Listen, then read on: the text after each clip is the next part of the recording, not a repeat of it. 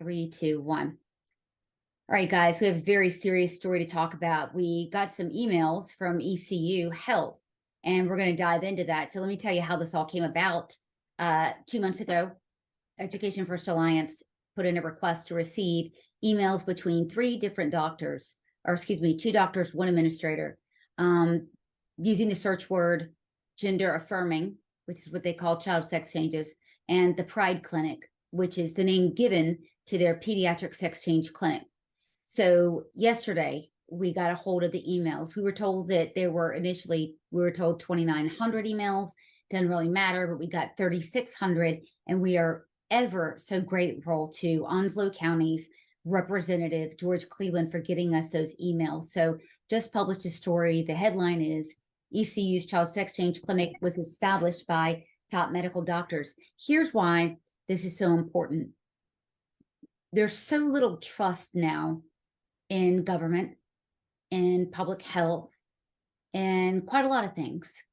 And when you have a CEO of a hospital and a public medical school, we only have two in North Carolina. When you've got the CEO repeatedly lying and engaging in deliberate and dangerous disinformation to obscure the fact that a clinic exists, that is a huge problem.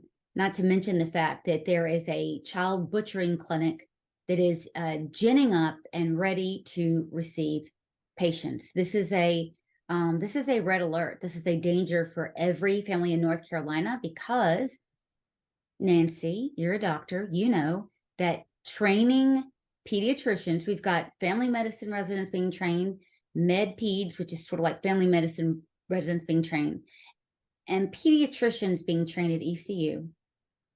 In all of these techniques, there's so much to unpack. Nancy, what do you think? Well, I think this whole thing is atrocious. I echo your appreciation to Representative Cleveland for getting on this issue right away and requesting the materials that you had originally requested, Sloan, because we were getting a different story from the leaders of ECU that did seem to be misleading, in that you had basically reported on things these doctors, Dr. Denby of this Pride Clinic, had said herself.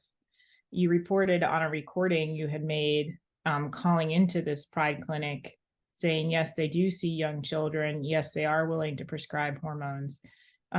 These were statements made by the doctors associated with this ECU Pride Clinic themselves. And yet the leadership, whether it was Dean Waldron, the dean of the ECU Medical School, or Representative Tim Reeder, who is an ECU ER physician representative out of that district, a member of the North Carolina Medical Society, and has leadership roles in that, then came out and very aggressively and vehemently denied that, say, ECU is providing surgery, sex change surgeries for minors, which was something that we had never, or you had never said. That gender affirming care and sex change refers to anything from social and legal changes up to those surgeries. And that's what ECU said they were going to provide for pediatricians. So for these leaders to come out so aggressively to misdirect the public away from what was really happening at these clinics, to deny that these clinics were existing, to aggressively attack the Education First Alliance organization and you personally, Sloan, was really disappointing. So these emails, 3,000 or so, absolutely demonstrate that this clinic existed, that it was planned, that it had a specific target of pediatric patients, that these clinicians had not been trained previously in these hormone treatments, but were going to provide them, and that resources were going to be directed towards this clinic, resources from funding to time to resident trainees. So for Waldron and other people like Representative Reeder to mislead the public away from what was really happening is incredibly disappointing.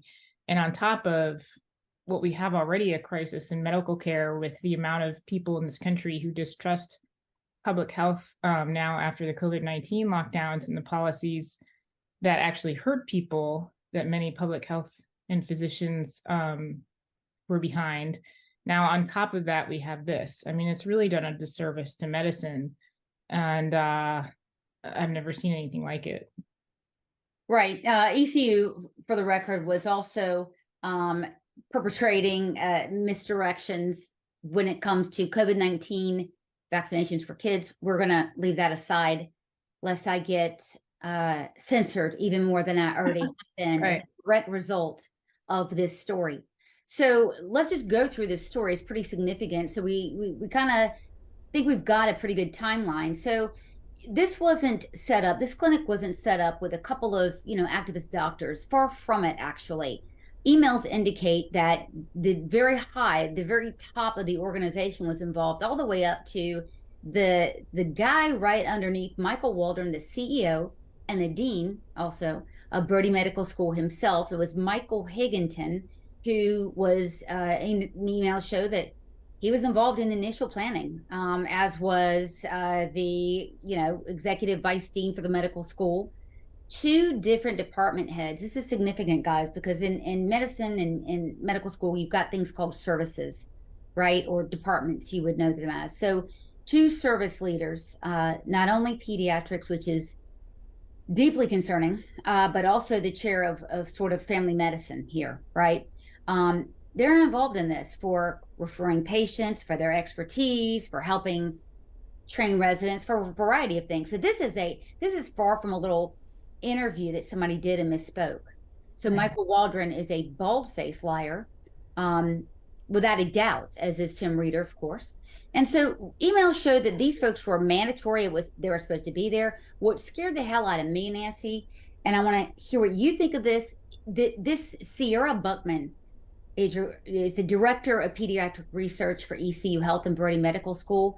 At every step of the way, she was involved in every single step of the way, planning, execution, and running this clinic. Tell me, Nancy, why would someone who is the director for pediatric research at a teaching hospital be involved in this clinic, do you think? Well, she's looking for ways to obtain more research funds and grants through this clinic, and direct patients into research projects and that type of thing.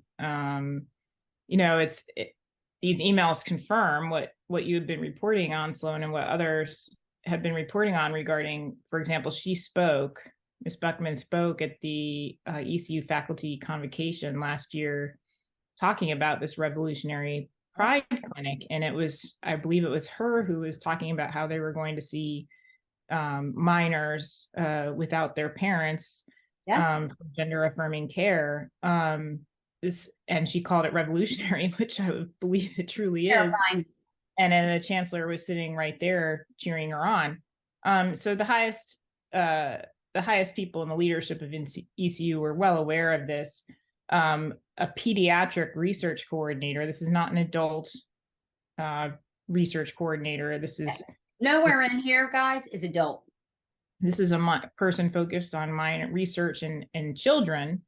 Mhm. And there is a lot of needed research that we need to develop in terms of like autism and childhood disease, Asthma. diabetes, asthma, Asthma's a big one. Yep.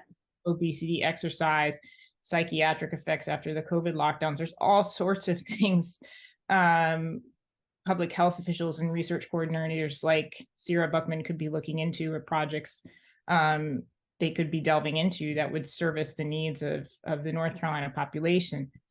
Instead, she's looking to get an experimental clinic started, which it did start, drive patients there, to network for more funds and grants, and follow up on grants she's already been the recipient of, for something that, in the list of priorities in terms of public health, is not high up there. In addition, they're going at it from a very specific point of view. Everything I saw in those emails, and I looked through all of them, was about the benefits of gender affirming care. Nothing, no articles shared that question it or have concerns about it. And, Sloan, these period of emails were going on during the time of the shutdown of the Tavistock Clinic in England, which is major news. And you would think a clinic starting up for these child sex change resources would want to delve into that and say, hey, what happened there? What were the failures?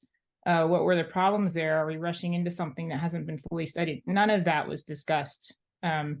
So for a pediatric researcher to be so involved with all of this and not even bring up some of the concerns regarding child sex change, or what they like to call gender affirming care. Yeah, really We will not problematic. call it that. Yeah, no, they didn't even know. They didn't know their ass from a hole in the ground. They didn't actually know how to do this stuff. They didn't know how to diagnose it. They didn't know anything that I see. I think what happened was they got the money and they said, hey, we've got the money and opportunity, which is to me the worst thing in the world. Look, you know, you have ECU, which is a mission-driven hospital, right? It's why it gets federal dollars. It's certainly why it gets our taxpayer dollars, of which it's gotten a lot. And almost $1 billion between UNC and ECU is my understanding, this biennial budget. They have a mission, and their key mission is to improve the health of 29 counties in Eastern North Carolina. There's no demand for this at all.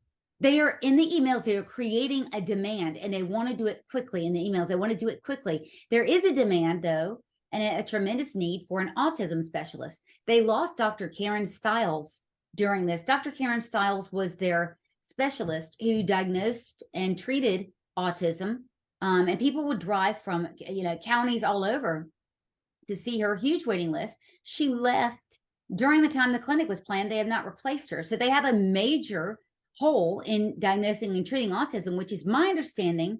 It in some counties it could be 1 in 75 in terms of occurrence. So you got something that there's no demand for. They're creating an artificial demand. They didn't, with this grant, Nancy, they didn't hire anyone new at all on this service. They took the existing staff that they had, and they're already down to bare bones. They took the existing staff to create this clinic. Now, you and I called the clinic, right? This is months ago, and I made an appointment, etc. And you were there, and I can play it for you again. They would get us in. They wanted to get us in that day or the next. Yes, very true. Look, and in the emails they say, listen, we're not full. We got to fill this calendar up. Otherwise, we're not going to get any more funding. But now I'm hearing, we haven't verified, but I'm hearing from people who are in Pitt County that it takes up to 7 months to get on the books for a physical in this same department with these same people. So a diverting of funds is important. That a donor, a private donor, could come in, like a Bill Gates or a George Soros, God forbid, come in and say, I want to test out cocaine on children. I mean, something as dangerous, maybe even more, I don't know. And the mission of the hospital is thrown in the garbage can so this can be pursued. And I think that's why Michael Waldron lied, because see, the budget time and all that, and he knew damn well that if legislators knew and the public knew that the money would be spent for, I don't know, stuff that's not supposed to be spent for, or that the clinic was working on other stuff from a private donor, maybe they wouldn't get that money. And I'm hearing that Tim Reeder, as recently as today, is still telling legislators, nothing to see here, guys. Why aren't we going after UNC? Why are we picking on ECU? There's nothing to see there, because he knows what this shows, and he knows people are going to be mad, and he knows that there's a chance that his school, his employer, will not get money from this biennial budget, or certainly won't get a lot of money. I think that's becoming more and more clear, Nancy, as the days go by. I think it's a very plausible hypothesis. I think it makes a lot of sense. I mean, the CEOs, they're responsible for a bottom line. They're responsible for PR about their school. So it makes sense that Dean Waldron would want to downplay this, that Chancellor Rogers, which we saw in the minutes of certain Senate faculty meetings, or faculty Senate meetings, whatever they are, when he was questioned, downplayed this. Because he said, we're not doing surgeries, right, and the information is false. Right. You know what? There's so much of those red herrings. We're not even dealing with that. I'm not going to even dignify that with a response. Right. They knew they were going to lie. They knew that they settled on the particular disinformation campaign, that they were going to use, and it just kept pressing through. And it was Chancellor Rogers. It was Mike Waldron, which is irresponsible. He should be fired. This man is the dean of ECU Health, or excuse me, of the Brody Medical School, and the CEO of one of the state's biggest hospital systems. No, he needs to be fired. Yeah, I agree with that. I think this was atrocious behavior on his part. And Timothy Reeder. And we also know Sloan, the North Carolina Medical Society, which I've never been a part of and have no interest in being a part of, that Timothy Not Reeder. many doctors are. Not many doctors are part of North Carolina Medical Society. We're going to give you a number, but we're thinking it's about, cursory view, Nancy, 3% of all doctors practicing in North Carolina. Yeah, I think personally, from my personal opinion, my research into that organization, it's pretty flaky organization. Very activist oriented, politically oriented. They have some interesting web education hours that I would rather stick a fork in my eye than watch. But we know Timothy Reeder is a leader in this organization. We know one of the first things he did when he got to the legislature, even though he advertised on his own webpage that he was for limited government and conservative values, was expand Medicare, which is a government program. This is something in line with the North Carolina Medical Society and what they want. We know that the North Carolina Medical Society was very proud of gutting House Bill 808, which was the Youth Health Protection Act, which would have banned not just surgeries, but hormones in minors for gender identity, which, again, these hormones are non-FDA approved. There's no good research surrounding them, whatever they like to say. The research is very poor. They have no control groups. They have no long-term follow-up. The idea of treating a child's mental health with a cross-sex hormone like testosterone or estrogen makes no sense to me. So we know the North Carolina Medical Society, which I believe at one point you tweeted out, made a video proudly bragging about how they got this bill essentially gutted. Timothy Reeder, the leader of the North Carolina Medical Society, is on the committee that handled that bill. So I would imagine if they were able to gut it through him. So he's basically working against all of the values that he advertised to his voters in ECU, and is protecting ECU and the North Carolina Medical Society, in a very major way, rather than protecting children. And I think the Republican Party needs to do something about that. I did too. So just to be clear, they back sex change surgeries for children without parental consent. Right. The North Carolina Medical Society backs, children having sex change surgeries, obviously irreversible, although they'll probably make the case to the contrary. They back doing this without parental consent. That is a position that may even be to the left of Planned Parenthood.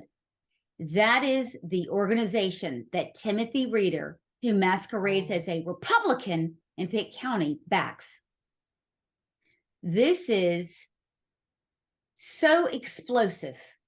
I don't even know how to say it. There's a lot more news that we're going to drop about North Carolina Medical Society. I will tell you that. I mean, they are backed by Pfizer.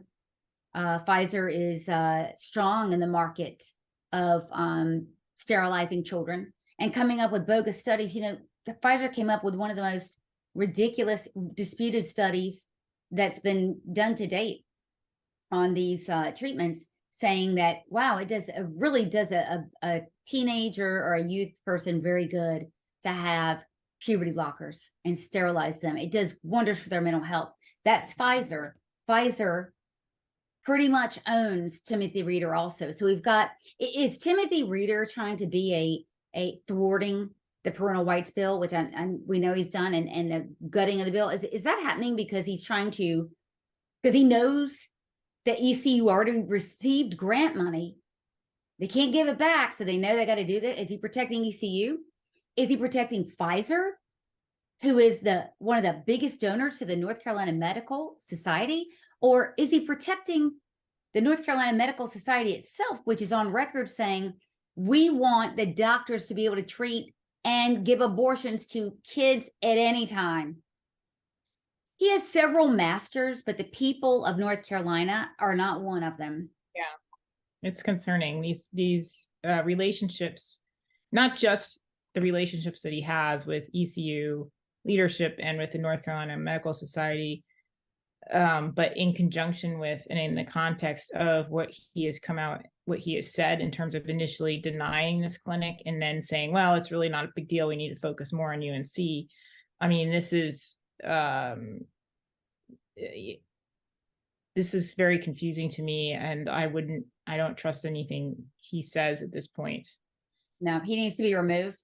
I've called for him to step down. I don't know if he will. We're going to have a press conference tentatively scheduled for Monday in Greenville. We will let you know more about it, but we're going to be mailing the article that we just published today to 20,000 people in Pitt County, 20,000 registered voters, so that they can know what's going on in their own backyard because they're being lied to. We're going to be in Pitt County. We're going to make Pitt County ground zero. And we're going to show people what standing up looks like, because we're not going to allow this to happen in our name, period, point blank.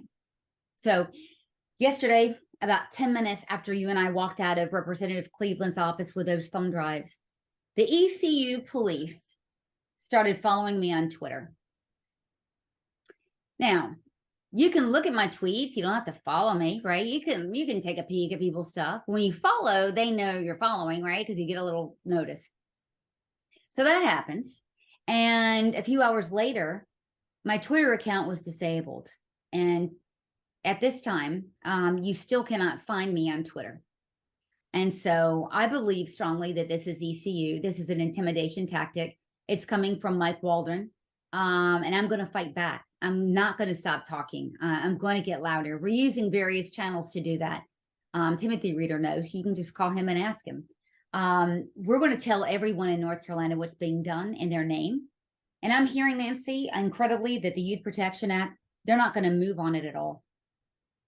Yeah, I don't know what they're thinking with that, because you have to get ahead of this stuff. I mean, it's already in the works. You've got tons of doctors indoctrinated in this. You've got the American Academy of Pediatrics, not just the North Carolina Medical Society. You've got the AMA and National American Medical Association, which is related to the North Carolina Medical Society. They're all indoctrinated in this stuff. They all want to do it. They all want to bring it to kids. They want to bring it to kids in the most rural areas.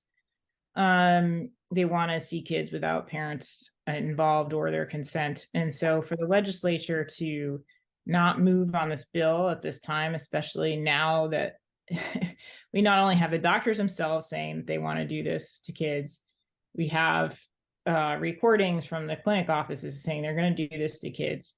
We have emails planning this for a year and saying they're delivering this stuff to kids without talking about any of the side effects, negative side effects of this, without considering any of that. Mm-hmm. All just the sense of urgency in terms of we must deliver this gender affirming care and these things to kids. The fact that the legislature isn't moving on bringing this back, 808, makes no sense whatsoever, and it makes me question who else is involved in wanting these clinics to happen at the legislative level. I mean, sports betting, though, if you want to place a bet on sports, at a sports bar or what have you, you'll be able to do that, but you won't be able to protect your kids from these schools. Now, see, ECU, the reason why they're on our radar, Nancy, is that they're recruiting children in schools. Duke is recruiting children in schools behind the backs of parents. Mm-hmm. So we need the damn parental rights bill to make sure that is curtailed. That's another thing that Timothy Reader doesn't support that either. This is a very, very big deal. They are coming for our kids in our schools. They repeat that. They are coming for our kids in schools. We have proven it. These emails also prove it. We have done a FOIA request and got back the actual presentation that ECU uses to train elementary school teachers to get them referrals. So we have that on the outside of the clinic. Now we have it on the inside of the clinic. In fact, we know for a fact, this is the first time in North Carolina that we've gotten a peek inside of one of these nightmares, child sterilization clinic, the first time. And because of our reporting, we have shown you how it works, literally from the classroom to the operating room. Yeah, they're infusing it in all of these schools. You could see it all over the place, especially, June being Pride Month. You've got Target, you've got corporations, all of them all working together to bring the language to children so that they repeat it. And then the modality of treatment, which is gender affirming care, Yep. means that you affirm what the kid repeats. So if the kid says, Like McDonald's Happy Meals, put a toy in that damn thing, they're going to want it, right? right. So it's positive reinforcement. The kid gets special attention, special treatment, and then you have to reinforce what they want to do. So if a female toddler says they want to be a boy, you have to affirm that, and you support the fact that they want to be a boy, so they continue to want to do that. They're introducing the language, they're introducing the culture, changing the culture, and then creating this gap between parent and child, because they do it behind the backs of parents. Parents can't ask questions. That's right. If they do, they're deemed transphobic, homophobic, hateful, whatever. Doctors And are the best. Doctors are the best. You throw in a damn white coat, buddy, and you get to make decisions for the damn parents. That's you, North Carolina Medical Society. That's you, Timothy Reader. Mhm. And for the older children, then that sets up an additional fight between parent and child. So the child can go in and say, I learned about this. And the parent says, well, that's not really reality. That's not really how it works. And then the parent and child are at it, and they're setting up this disruption of the parent-child relationship. So yeah, we've seen it going on. I have personal experience in a private school where they were showing these types of controversial materials to my kids as young as first and third grade. Fortunately, I was around to catch it. So I know personally it's going on. It happened to our family. When we were able to do something about it.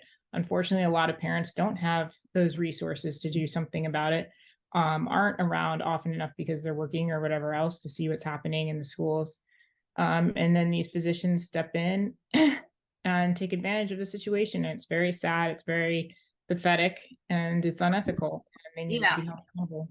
Well, yeah, it is. I mean, so you've got in Eastern North Carolina, you've got a lot of hardworking people, and a lot of the area is very low income. And so maybe you're going to have two parents that are working all the time. Okay. Or maybe you're going to have a one parent home or whatever. And you're going to have parents that are not able to tell Right. this. Now, ECU also, they have telehealth going into these schools. So they're going to get these kids. I mean, they're going to get them one way or the other. They're making it clear. And by the way, they're intending to keep doing this, because they're the way they're dealing with this is they're going to lie and ride or die. They are going to die on this hill. And I'm telling you, ECU and UNC have a merger on the line here.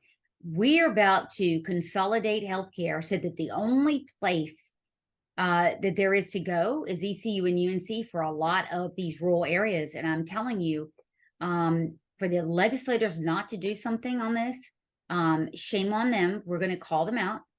We're going to call them out. People criticize us like, I don't give a damn, actually, and say, well, do you have another candidate lined up? Do you have another Republican? That's not my job. My job is to make sure that the people that say they are running to do X, Y, and Z and stop this, that they keep their word. My job is to go after the people in the majority who have the power. My job is to make sure whoever is responsible, no matter what their political party, for upholding this, starting this, that they are brought to accountability. That is our job here at First Alliance, and you can count us to keep doing that job. Yeah, it's just asking the question. All I want to do is find out, okay, what is the truth? What is happening? Who is doing it? Where's the money coming from? I could care less about the political party doing it or not doing it. The point is that people need to know what's happening in their physicians' offices, in their school classrooms. They need Behind the backs of the parents. right. And a lot of people don't realize it, but once you show them, these words, diversity, inclusion, all of these things sound really good. And who's going to be, why would you be against that? But once you show the parents, and once you bring the practical results of what they're doing in the name of things like quote unquote inclusion, people, the majority, and they've shown this in survey after survey, whether it's Rasmussen reports or whatever survey, the majority of Americans do not want this. They do not want this in their home. They do not want this dichotomy between parent and child, and that these representatives are not stepping up, not just not stepping up, but trying to distract parents from these issues is untenable. I won't stand for it. No, none of us will, and a lot of people won't. I'm hearing that Greenville is absolutely on fire right now, as it should be. So, yeah, so we're going to get as many resources down to Greenville as possible. We're getting ready to kick off a fundraiser. We're going to do this on Monday. The fundraiser, we're going to raise money to send, again, 20,000 voters or residents who need to know that they're predators in their own midst, and they call themselves doctors. We're going to hit up Greene County for that. We're going to hit up a couple more counties, definitely Greene and Pitt County. And Chris Humphreys, where are you, dude? I haven't heard a damn thing from you. You represent these people, and yet I'm not hearing from you at all. If we find out that representatives are lying about this, we're going to have to double down. Nothing worse than a lying politician. And the penultimate outrage is a lying politician and doctor and lobbyist all rolled up into one, and that happens to be Timothy Rader. We don't like it. Yeah, I mean, the fact that he so aggressively denied that this was even happening, and yesterday did it. Yeah, even yesterday. Of doctors being interviewed about it, clinics being recorded about it, faculty convocations bragging about it, his own medical society bragging about lobbying against the bill to protect kids and their parents from malicious actors acting behind their back, that he is so aggressively denying this and personally attacking you, Sloan, and Ed First. And now we have this whole cache of emails that confirm that not only were they setting this up and did set this up, but they were doing it with a very particular motivation, targeting particularly kids, without any consideration for the side effects of what they were doing, without any discussion of Tavistock, without any discussion about questioning social contagion. In fact, all of the materials were trying to debunk that. Yeah, I saw that. Yeah, that issue. It's very scary. And, Timothy Rader isn't just a politician. He took an oath. He's a physician. And that's why I hold these physicians higher, because they did take an oath. And you work really hard for your reputation as a physician and as a person. And for people like him to destroy trust in physicians, in people who took an oath, and all of the physicians who want to do the right thing, shame on him. I have zero respect for it. Yes. So as you can tell, we have got a lot of strong feelings about this. This is the first tranche of reporting that's coming out. We have at least 3 more reports to go. We're really going to dig into this. We've got more FOIAs outstanding. FOIA is on the federal level, but people understand that to mean a record request. So we've got some more outstanding, should be getting some back as soon as today. We're not going to stop. I mean, we're not going to stop until this is completely shut down. And we are targeting Eastern North Carolina. We pray for the families, seriously, pray for the families of Eastern North Carolina, because they are being taken advantage of, whether it's, Nancy, as we talked about, diverting care away from treating childhood diabetes, maybe childhood cancer, God forbid, autism, we know for sure, to being sexualized and treated with these medications. This is a very dangerous, precarious time. I want to hear from Jim Perry. I believe that he'll do the right thing. I know that John Bell is outraged about this and has expressed concerns. I know that Kidwell, and I know that others, I know Jimmy Dixon is extremely upset. We know Representative Cleveland, they're upset, and they publicly said so.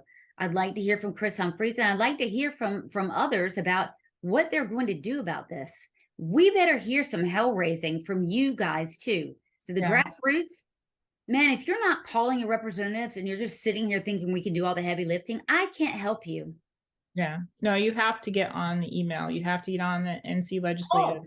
Pick up the phone and call. Call. I mean, not even email, just call, leave a message, call them again the next day, tell your neighbor, share the article, tell them to call.